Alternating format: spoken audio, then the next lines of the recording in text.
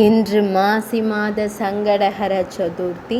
சங்கடஹர சதுர்த்தி பிறந்த கதை. வசிஷ்ட முனிவரின் பரம்பரையில் தோன்றிய பரத்வாஜ முனிவர் ஒரு சமயம் நர்மதை நதிக்கரையில் தவம் செய்து கொண்டிருந்தார். அப்போது நதியில் நீராடி கொண்டிருந்த மங்கை ஒருத்தியை பார்த்து மனம் மயங்கினார். மோகித்த அவர் அவளை அவந்தி நகருக்கு அழைத்துச் சென்று இல்லறம் நடத்தினார். அவர்களுக்கு ஆண் குழந்தை ஒன்று பிறந்தது. அந்த மங்கையோ தேவலோகத்திற்கு திரும்பிச் சென்றாள். பரத்வாஜ முனிவரும் அவந்தி நகரிலேயே குழந்தையை விட்டுவிட்டு நர்மதை நதிக்கரைக்கு சென்று பாதையில் விட்ட தவத்தை மீண்டும் தொடர்ந்தார். அந்த குழந்தையை பூமாதேவி அரவணைத்து வளர்த்து வந்தாள். குழந்தையின் மேனி செந்நிறத்துடன் அக்னி போல் ஒளி வீசியதால் அவனுக்கு அங்காரகன் என்று பெயர் சூட்டினாள். அங்காரகனுக்கு 7 வயது பூர்த்தி அடைந்தது. ஒரு நாள் அவன் பூமாதேவியிடம், அன்னையே, என் தந்தை யார் என்று கூற வேண்டும் என்று கேட்க, அவரை நான் பார்க்க ஆவலாக இருக்கிறேன் என்றும் கேட்டான். உடனே அவள், குழந்தாய், உன் தந்தையின் பேர் பரத்வாஜ முனிவர். முனிவர்களில் தலை சிறந்தவர். அவரிடம் உன்னை அழைத்து சென்று உன் ஆவலை நிறைவேற்றுகிறேன் என்று கூறி அவனுடன் பரத்வாஜ முனிவரின் ஆசிரமத்தை அடைந்தாள் பூமிதேவி. அங்கு முனிவரை கண்டு, இவனே தங்களின் மகன், தங்களை இவன் சந்திக்க விரும்பியதால் இங்கு அழைத்து வந்தேன். தாங்கள் இவனை ஏற்றுக்கொள்ள வேண்டும் என்று வேண்டினாள். மகிழ்ந்த முனிவரும் அன்புடன் தன் மகனை அணைத்து கொண்டார். அங்காரகன் உரிய வயதை அடைந்ததும் முறைப்படி அவனுக்கு உபநயனம் முதலிய சடங்குகளை செய்து வைத்து வேத அத்தியனத்தையும் துவக்கி வைத்தார். மிக குறுகிய காலத்திலேயே கற்று தேர்ந்த அவன் மற்ற பல கலைகளிலும் சிறந்து விளங்கினான்.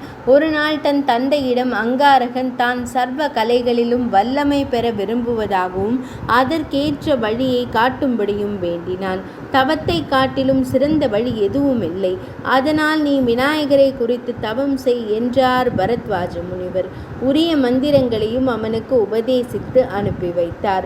அவந்தி நகரை அடுத்த அடர்ந்த காட்டில் உரிய இடத்தை தேர்ந்தெடுத்து ஒரு நல்ல நாளில் தன் தவத்தை மேற்கொண்டான் அங்காரகன். பல 100 ஆண்டுகள் கடுமையாக தவம் செய்த அவனுக்கு பலன் கிடைக்கும் காலம் கனிந்தது.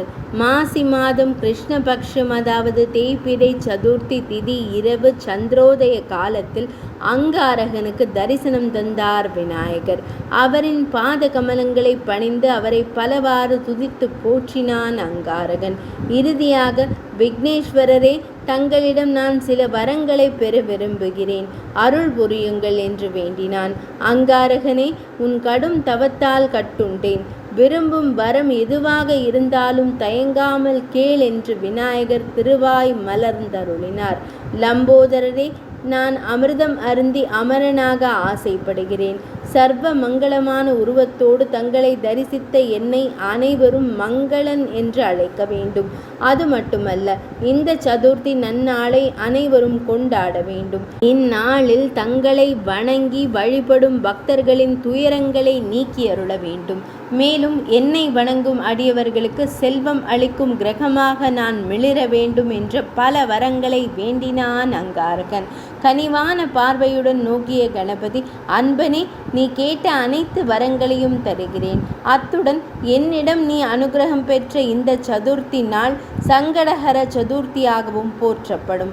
இந்த நாளில் திரிகரண சுத்தியுடன் என்னை வழிபடுபவர்களுக்கு சங்கடங்கள் அனைத்தையும் அடியோடு விலக்கி விடுவேன் என்று திருவாய் மலர்ந்தருளி மறைந்தார். ஸ்ரீ விநாயகர் தரிசனம் கிடைத்த அந்த இடத்தில் கணபதி விக்கிரகத்தை பிரதிஷ்டை செய்து அவரை வழிபட்டு வந்தான் அங்காரகன். இதனால் இந்த விநாயகருக்கு மங்கள விநாயகர் என்ற பெயர் ஏற்பட்டது. பிறகு விநாயகரின் அருளால் தேவலோகம் அடைந்த அங்காரகன் அங்கு தேவாமிர்தம் பருகியதுடன் நவகிரகங்களில் ஒருவனாகும் பேறு பெற்றான். சங்கடஹர சதுர்த்தி வரலாறு நிறைவடைந்தது.